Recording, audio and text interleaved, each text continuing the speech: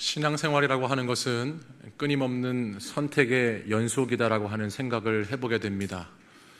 우리가 이 세상 대다수의 사람들이 살아가는 삶의 방식과 길을 따라가지 않고 그리스도인의 정체성을 가지고 하나님의 백성의 삶을 살아가는 것이 신앙이라고 한다면 그 길을 선택하고 걸어가는 것이 그렇게 쉬운 일은 아닌 것 같습니다.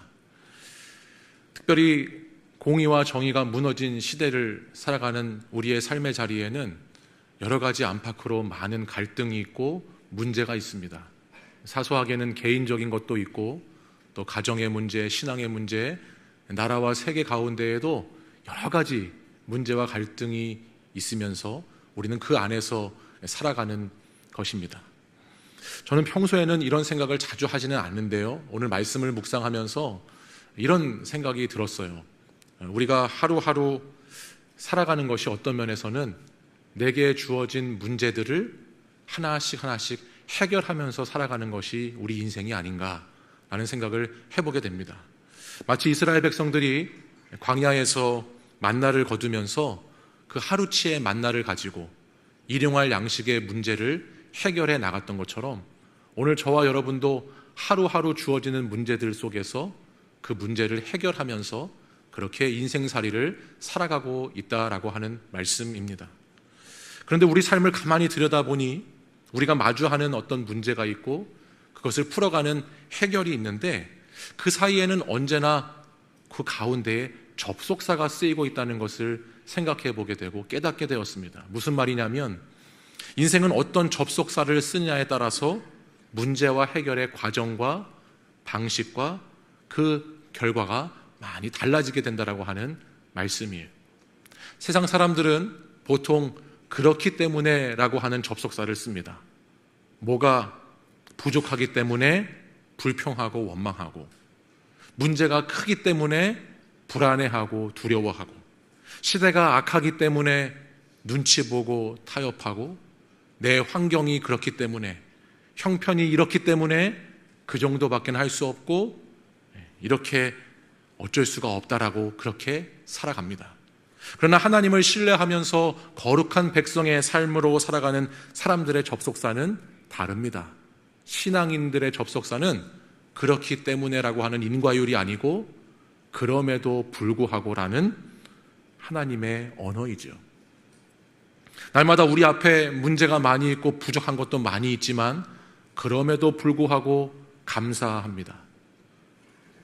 살아가는 이 시대 가운데 불안하고 두려운 것도 많이 있지만 그럼에도 불구하고 우리는 기도합니다.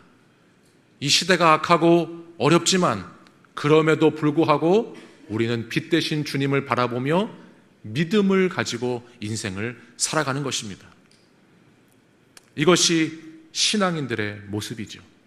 여러분, 오늘 말씀을 보면요, 오늘 이사야 9장 말씀이 시작되고 있는데 우리 개역개정 성경에는 9장 1절이 시작되는 그 부분에 접속사가 쓰이고 있지 않은 것처럼 보이지만 히브리 원어 성경에 보면 키라고 하는 접속사가 9장 1절 시작하는 제일 앞부분에 기록되고 있습니다.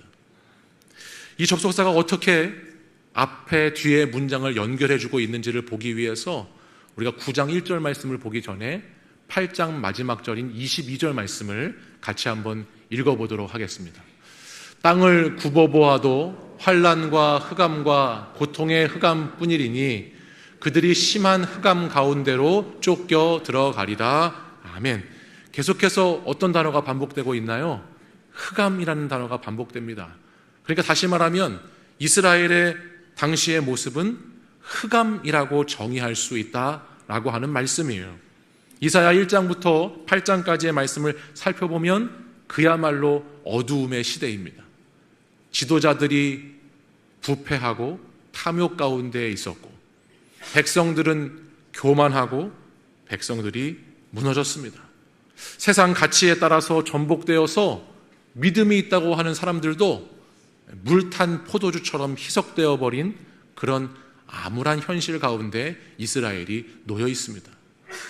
여러분, 이사야는 우시야 왕 때부터 선지자의 사명을 감당했던 사람인데 우시야 때의 남유다는 굉장히 부유하고 풍요로운 나라가 되었습니다. 그러나 그런 반면에 경제도 정치도 외교도 군사도 너무나 잘 사는 것처럼 보였지만 그 잘 사는 것처럼 보였던 것이 도리어 생명의 주권자이신 하나님을 떠나게 하고 방탕과 탐욕으로 그 백성들을 이끌어버리고 말았습니다. 여러 가지 쾌락을 쫓아 살아가게 되고 영적인 무관심이 나라를 멸망 가운데로 내몰고 있었던 것이 이 당시의 모습이에요. 외적인 화려함 뒤에 빛을 잃고 흑암 가운데 앉아있는 백성들을 향해서 우리 하나님은 그들을 회복시키기 위해서 이사야 선지자를 보내셔서 경고하시고 또 이방 민족을 통해서 이들을 징계하시는 말씀이 이사야의 말씀입니다. 역사적으로 이 시기에 남유다는 실질적으로 북이스라엘과 아람 연합군에 의해서 심각한 공격을 받아서 큰 위기에 빠져 있다라고 했습니다. 백성들이 그야말로 고통 속에서 어둠 속에서 괴로워하면서 부르짖을 수밖에 없는 절망의 현실, 정말 칠흑같이 어두운 흑암의 현실을 지금 이 당시의 백성들이 살아가고 있다라고 하는 말씀입니다. 그런데 여러분, 본문 8장까지는 그런 말씀인데 9장 1절이 시작되는 이 흑암이라고 하는 것을 키라고 하는 접속사가 9장 1절로 이어주고 있습니다. 네, 1절 상반절 말씀을 보시면 이렇게 기록하고 있는데 읽어보죠. 전에 고통받던 자들에게는 흑암이 어떻다고 그러죠? 없다고 그럽니다. 보통 키라고 하는 접속사는요, 왜냐하면이라고 하는 것으로 많이 쓰이는데 오늘 이 문맥에 따라서 이 접속사를 어떻게 활용하는지 보니까 역접의 용법으로 사용을 해서 그러나 그럼에도 불구하고 흑암이 없다라는 것으로 성경이 기록하고 있어요. 현실은 흑암으로 어둠 가운데 있지만 그렇기 때문에가 아니라 그럼에도 불구하고의 놀라운 반전과 역전의 말씀이 오늘 이사야 9장 말씀에 기록되어지고 있다고 하는 사실입니다. 사실 우리가 살아가는 삶의 자리도 이사야 시대와 그리 많이 다르지 않습니다. 오늘 저와 여러분이 살아가는 이 시대의 현실도 또 여러분의 삶의 곳곳을 가만히 들여다보시면 얼마나 흑암처럼 어두운 곳이 많은지, 얼마나 깜깜한 밤을 보내야 할 때가 있는지, 우리도 어두움의 영역 속에, 암울한 현실 속에, 고통 속에, 말 못할 문제 속에, 시련과 환난 속에 살아가고 있는 모습들도 우리 가운데 많이 있습니다. 이 땅을 살아가는 모든 사람들은 어쩌면 이 흑암의 문제에서 벗어나기 위해서 각자 저마다의 방식대로 그 해답을 찾아서 하루하루 그렇게 그 문제를 풀어가려고 부단히 애쓰면서 살아가는 것이 오늘 저와 여러분이 살아가는 삶의 자리이지요. 가정에 불화가 있을 수도 있고, 건강에 위기가 있을 수도 있고, 재정에 압박이 올 수도 있고, 자녀가 방황할 수도 있고, 노후 준비에 여러 가지 어려움을 겪을 수도 있는 것, 그것이 우리가 모든 인생을 하루하루 살아가는 그 삶의 자리에서 발버둥 치고 있는 흑암의 세력들이고, 우리는 그것을 해결하기 위해서 오늘도 열심히 발버둥 치고 있는 우리의 인생의 자리의 모습을 발견하게 되는 겁니다. 어떤 사람들은 이 문제를 해결하기 위해서 물질의 힘으로 이 어두움을 벗어나 보려고 합니다. 돈이면 다 된다. 돈이 있어야 된다. 그러면 고통에서 벗어날 수 있을 거다. 또 어떤 사람들은 믿음과 신앙을 저버리고 이 세상을 따라가고 타협하는 것으로 어두움을 몰아내보려고 합니다. 남들처럼 열심히 살면 내가 남들보다 잘 살게 되는 날이 언젠간 올 것이다. 또 어떤 사람은 자신의 능력과 경험으로 인간적인 수단을 막 쓰면서 어떻게 해서든지 아침을 맞이하려고 애쓰는 그런 모습을 보이는 사람들도 있습니다. 내가 이렇게 노력하면, 애쓰면 반드시 원하는 결과를 얻게 될 것이다. 물질 만능주의로, 세속적으로 타협하는 것으로, 인간적인 수단의 선택을 가지고 세상의 방법으로 문제를 해결하려고 하는 모습들이 우리 가운데 많이 있다라고 하는 말씀이에요. 근데 오늘 이사야 9장 1절 말씀을 보니까 여기 키라고 하는 그럼에도 불구하고라는 접속사의 말씀을 보니까 우리 하나님의 방법은요, 세상의 방식이 아니고 하나님의 백성들에게 허락하신 세상과 다른 방식이 분명히 있다는 것을 오늘 저와 여러분에게 말씀해 주고 있습니다. 흑암에 앉은 백성들에게 문제의 해결자가 되시는 분이 있다. 큰 빛이 있다는 것을 우리에게 소개해 주고 계신 것이죠. 이 빛은 인간이 스스로 만들어낸 빛이 아니라 위로부터 임하는 빛입니다. 싸구려 조명 같은 빛이 아니라 강력한 태양 같은 빛입니다. 그 빛이 무엇인가? 오늘 말씀을 보면 우리를 구원하시기 위해서 이 땅에 육신의 옷을 입고 오신 예수 그리스도이십니다. 마태복음 4장 14절과 16절 말씀에서 이 이사야 9장의 말씀을 인용하면서 이렇게 말씀을 기록했는데 우리 마태복음 말씀 같이 읽어보겠습니다. 이는 선지자 이사야를 통하여 하신 말씀을 이루려 하심이라. 일러스되 스불론 땅과 납달리 땅과 요단강 저편 해변길과 이방의 갈릴리여, 흑암에 앉은 백성이 큰 빛을 보았고 사망의 땅과 그늘에 앉은 자들에게 빛이 비추었도다 하였느니라. 아멘. 그리고 나서 4장 17절에 이어지는 말씀에 보니까 이때부터 예수께서 비로소 전파하여 이르시되 회개하라, 천국이 가까이 왔느니라 말씀하고 있어요. 우리 예수님께서 흑암에 앉은 백성들에게 빛으로 오셨다, 이 말씀을 우리에게 하고 있습니다. 이사야는 예수님이 오시기에 700년 전에 기록된 말씀인데, 절망의 한 복판 가운데, 흑암 가운데 선포된 말씀인데, 그 가운데에서도 이사야는 무엇을 선포하는가? 우리에게 찾아오신 큰 빛 대신 예수 그리스도, 그 예수 그리스도를 우리에게 보내주신 그 사건이야말로 이 세상의 흑암과 절망을 이겨내고 그것을 넘어갈 수 있는 참된 해답이 된다라고 하는 것을 우리에게 말씀하고 있는 것이죠. 예수님이 오셨기에, 그렇기 때문에 환난 때문에 문제 때문에 망했다라고 하는 것이 아니라 예수님이 오셨기에 우리는 그럼에도 불구하고 살았고 나았고 치유받았고 회복되었다는 고백이 이사야의 고백이고, 그 문제와 해결 사이에 우리는 세상과 다른 접속사를 사용하는 복된 삶을 살게 되는 줄 믿습니다. 사랑하는 여러분, 예수님이 있는 인생하고 예수님이 없는 인생하고는 큰 차이가 있어요. 예수님이 있는 인생과 예수님이 없는 인생은 아주 큰 차이가 있습니다. 겉보기에는 똑같이 한 시대를 살고 있고 비슷한 문제 속에서 해결의 방법들을 찾아가는 삶의 연속이지만, 예수님이 있고 없고가 선택과 해결에 엄청나게 다른 차이가 있다는 것을 우리는 알아야 합니다. 얽히고 설킨 인생의 수많은 문제 앞에서 예수님이 없는 인생은 참 외롭습니다. 왜냐하면 참된 치유자, 상담자가 나에게 없기 때문이에요. 또한 인간의 한계가 분명한 이 땅의 세계에서 자신의 힘과 능력으로 통제하고 다스리려고 그렇게 살아가는 인생은 참 피곤합니다. 왜냐하면 우리에게는 그럴 만한 능력이 없기 때문이죠. 잠시 순간의 위기를 모면했다 하더라도 산 넘어 산이라는 말이 있는 것처럼 우리에게는 또 다른 새로운 문제, 새로운 사건들이 계속해서 찾아오게 되어 있습니다. 그럴 때 그 문제를 해결하고 끝낼 사람이 없으니 너무 답답합니다.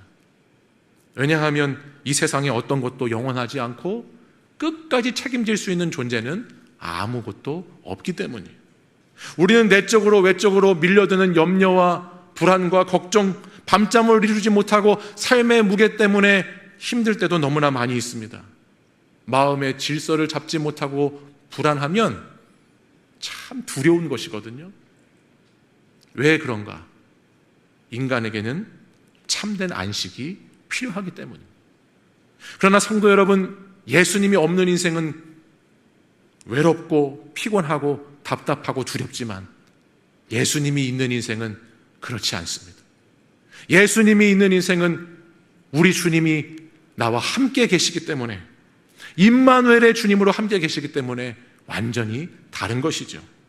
흑암이 아니라 빛이 있고, 멸망을 받던 백성들이 영화롭게 되고, 어둠 속을 헤매던 자들이 큰 빛을 보게 되고 죽음으로 그림자가 드리운 땅에 생명의 빛이 비춰주는 것, 그것이 예수님이 있기 때문에 그런 것이에요. 고통이 아니라 슬픔이 기쁨이 되고 즐거움으로 변할 수 있는 그런 놀라운 사건이 있을 수 있는 것, 그것은 예수님이 있기 때문입니다. 우리를 누르는 무거운 멍에가 부서지고 세상의 압제와 채찍의 막대기가 꺾어지고 완전히 우리의 삶을 새롭게 할 수 있는 것, 우리의 삶이 새로워지는 것, 그것은 다른 것에 있는 것이 아니라 예수 그리스도가 우리에게 있기 때문인 줄 믿으시기 바랍니다. 우리 주님은 내 환경과 조건을 바꾸시는 것이 아니고 오늘도 내 삶에 임마누엘의 주님으로 함께 계셔서, 오늘도 내 삶에 내가 너와 함께 한다라고 하는 임마누엘의 주님으로 함께 계셔서 우리의 삶의 언어를 그럼에도 불구하고 희망을 가지고 살아가라고, 희망을 가지라고 말씀하고 계십니다. 이사야 말씀을 9장 말씀을 보는데 이 6절 말씀에 가보면 우리 성경에는 보이지 않지만 앞에서 말씀드린 키라고 하는 접속사가 한 번 더 쓰이고 있습니다. 키는 왜냐하면이라고 보통 쓰인다고 말씀을 드렸잖아요. 그러니까 9장 6절 말씀을 보면 우리가 큰 빛 속에서 기뻐하고 즐거워할 수 있는 그 명확한 증거를 이 6절 말씀에서 왜냐하면이라고 하면서 말씀하고 있는데, 우리 6절 말씀 같이 보고 읽어보겠습니다. 왜냐하면으로 시작되는 거예요. 읽겠습니다. 이는 한 아기가 우리에게 낳고 한 아들을 우리에게 주신 바 되었는데 그의 어깨에는 정사를 메었고 그의 이름은 기묘자라 모사라 전능하신 하나님이라 영존하시는 아버지라 평강의 왕이라 할 것임이라. 아멘. 왜 우리가 기뻐하고 즐거워하는 삶을 살 수 있는가? 왜냐하면 아들이 우리에게 오셨거든요. 아들이 우리에게 오셨어요. 그 아들은 그냥 아기로만 있는 아들이 아니라 온 세상을 통치하시고 다스리시는 주권자 되시는 아들이 우리에게 오셨습니다. 이 아들이 우리의 통치자가 되시면 우리는 그 큰 빛 속으로 들어가게 되는 것이죠. 다시 말해서 그리스도의 영향력 안에 들어가면, 우리가 그 아들 안에 들어가면 우리를 뒤덮고 있는 그 흑암의 세력은 자연스럽게 물러나게 되어 있다라고 하는 말씀이죠. 그리스도의 통치를 받으면, 그리스도가 나의 주인이 되시면, 오늘 여기에 그 예수 그리스도의 이름이 여러 가지로 지금 나왔잖아요. 그 이름이 우리의 이름이 되는 것이, 여기 나오는 이름은 단순히 호칭을 말하는 것이 아니고 실제 삶을 바꾸는 능력이고 복음이 되는 겁니다. 그 이름이 우리의 것이 되는 겁니다. 첫 번째 어떤 이름이 나왔습니까? 기묘자라 모사라 그랬습니다. 이 말은 펠레 요에츠라고 하는 단어를 쓰는데 위대한 상담가, 원더풀 카운셀러라고 하는 뜻입니다.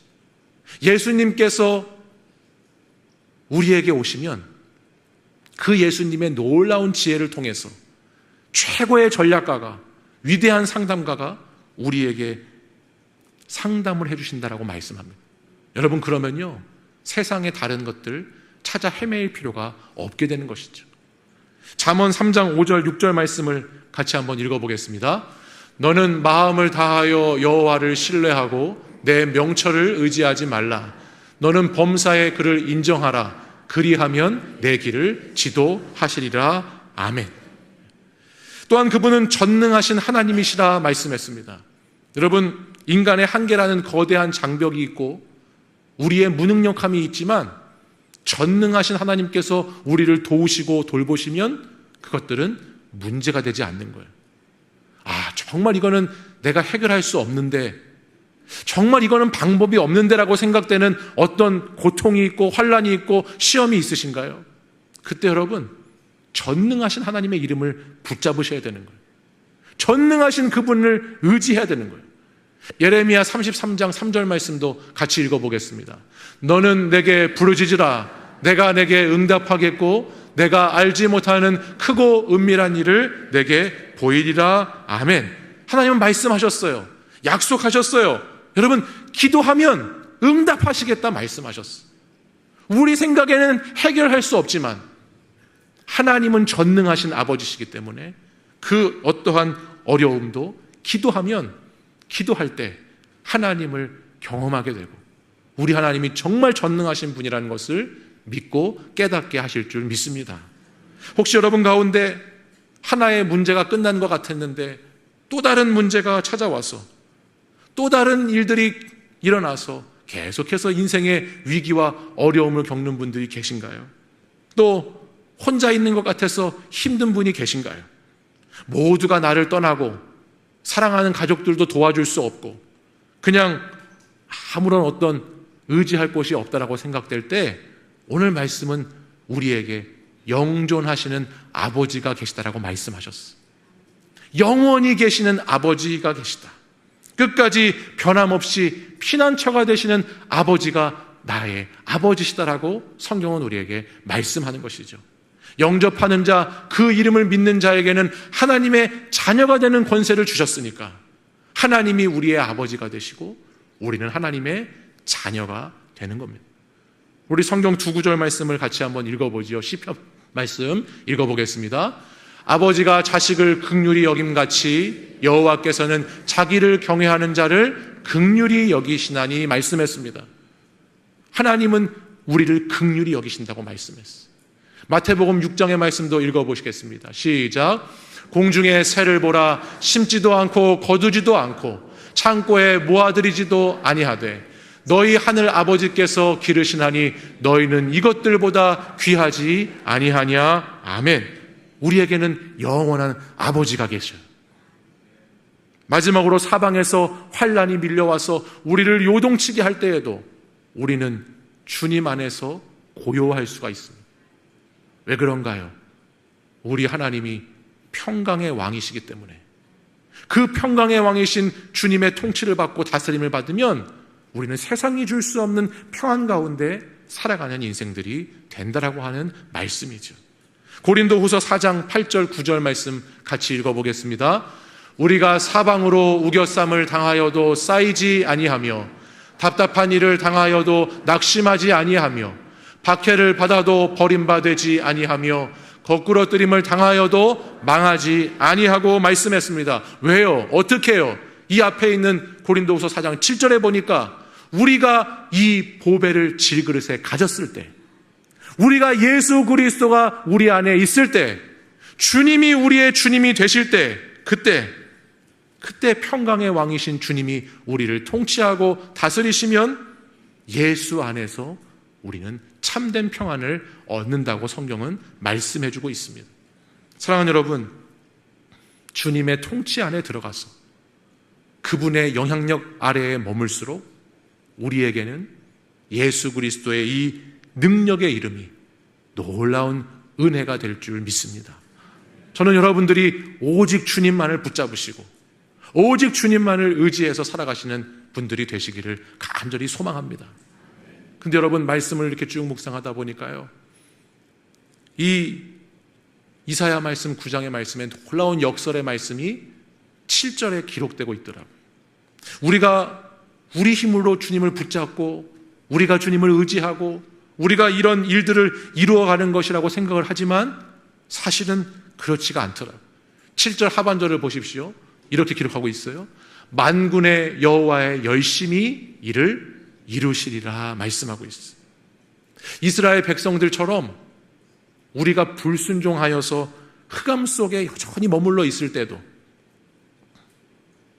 우리가 믿음으로 그럼에도 불구하고라는 접속사를 쓰면서 살아가야 되는데 그것에 실패할 때에도 우리가 오직 주님이라고 하는 이 해답을 인생의 시험지에 날마다 적어야 되는데 그렇게 하지 못해서 낙담할 때에도 여전히 신실하시고 여전히 열정을 가지신 하나님께서 그것을 이루어 가시겠다라고 말씀해 주고 있습니다. 오늘 설교를 시작하면서 제가 신앙생활은 끊임없는 선택의 연속인 것 같다는 이야기를 드렸어요. 끊임없는 선택의 연속인 것 같다. 근데 여러분, 그 선택은요, 내가 하나님께 무엇을 해드리는가에 대한 나의 행위에 대한 선택이 아니에요. 어떤 선택이냐면 하나님께서 나를 포기하지 않으시고 나를 선택하셨다는 것을 깨달아가는 것이 신앙입니다. 하나님 끝까지 우리를 포기하지 않고 하나님의 열심으로 우리를 선택하셨다는 것을 믿어가는 것, 그것이 신앙이라고 할 수가 있는 거예요. 하나님의 열심은요, 하나님이 가장 사랑하는 자기 아들을 우리에게 보내신 열심이죠. 우리가 그분을 사랑해서 보내신 것이 아니고 우리가 그분을 사랑하기 이전에 이미 우리를 사랑하신 하나님께서, 공의의 하나님께서 우리에게 사랑하는 아들을 우리의 죄값을 위해 보내주셨어요. 이미 하나님은 열심을 다해서 그 사랑을 실천하셨어요. 이제 우리는 그 사랑을 받아서 그 사랑 안에 거하면 되는 것이죠. 그러면 하나님의 뜻을 이루어가게 되는 겁니다. 사랑하는 여러분, 한치의 오차도 없이 모든 것을 이루어 가실 그 주님을 신뢰하고 그 하나님의 주권 아래 나의 삶의 통치권을 드리면서 하나님의 방법에 순종해 가시는 여러분들 되시기를 원합니다. 여러분, 어떠한 어두움의 영역이 있는지는 모르지만, 각자의 삶의 자리 가운데 어떤 흑암이, 절망이 있는지는 모르지만, 우리의 문제도 선택도 해결도 다 오직 주님으로만 가능하다는 것을, 오직 주님으로만 우리는 소망을 얻을 수 있다는 것을 기억하실 수 있기를 원합니다. 기묘자라, 모사라, 전능하신 하나님이라, 영존하시는 아버지라, 평강의 왕이라고 말씀하시는 그 하나님 붙잡고 그 주님만 붙잡고 살아가는, 그 주님 의지에 승리하는 우리 사랑하는 성도들이 되기를 간절히 소망합니다. 여러분, 세상과 사람을 의지하지 마십시오. 우리에게 있는 어두움을 물리칠 수 있는 유일한 빛은 오직 예수 그리스도 뿐입니다. 오직 예수님 뿐입니다. 그 오직 주님만 붙잡으시고 그분의 나라 안에 사시고 그분의 백성이 되시고 그분의 주권을 따라가셔서 그분의 통치와 다스리심을 받으셔서 그 안에 하나님의 놀라운 은혜를 누리고 나누며 살아가는 우리 사랑하는 성도들 되기를 간절히 축원합니다.